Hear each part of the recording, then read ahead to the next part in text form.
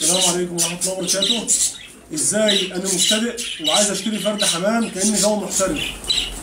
اول حاجة ابص لفرد الحمام جوه السلاكة، اشوف فرد حمام واقف فايق ولا واقف كاشش ولا واقف نظامه ايه. ثاني حاجة همد ايدي ليا ماسكة في الفرد. انا راجل غاوي، انا مبتدئ بس انا ايه بشتري كأني راجل غاوي، ليا ماسكة فرد الحمام قدام قدام اللي بشتري منه عشان يعرف ان انا راجل غاوي. في بعض حاجات في الفرد لازم اشيك عليها، اللي هي همسك الفرد كده، ابص اول حاجه انا ماسك الفرد كده ليه؟ ببص في عينيه، بشوف هل عينيه على عينيه سحابه، على عينيه ميه، على عينيه اي حاجه. فرد حمام اعور بشيك عليه، ببص على العين دي وابص على العين دي. تمام، العين كده مظبوط. الحجم بتاع الفرد قدامي حجمه مش محروف، كلام سليم. فرد حمام صحته كويسه. هفتح بق اجيب على مناخير الفرد، هفعصها كده، مناخيره مش موربره ولا فيها اي حاجه، يبقى كده فرد حمام سليم ما عندوش تنفس.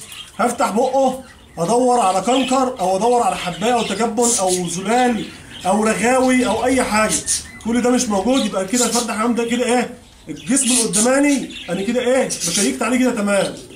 ممكن تمسك الفرد ما تلاقوش واكل، مفيش فيها مشكله، لان الناس بتنزل تبيع الحمام ما يكونش واكل، بس اهم حاجه عندي صحه الفرد الحمام مش ضعيفه.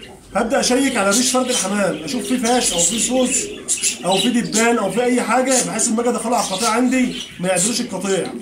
هفتح وانا بفتح الفرد ابص على هنا كلاكيع ولا لا، لان ساعات بيبقى في حمام من هنا بيكون جناحه مكسور او مكدور، او كان جه عنده مرض سالمونيلا قديم، اللي هو مرض اللي هو بيجي في المفاصل، واخد بالك، وساعات بيكتف الفرد.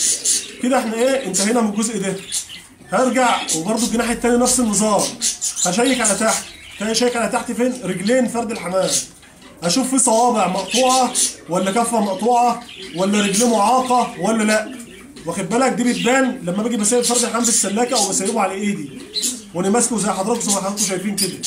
هقلب فرد الحمام من تحت، اشيك على المسفل بتاعه، اشوف عنده مرض سالمونيلا، عنده اسهالات، عنده حاجه. الحمد لله فرد الحمام سليم وزي الفل، واخد بال حضرتك. هبدا امسك الفرد واخليه يرفرف كده.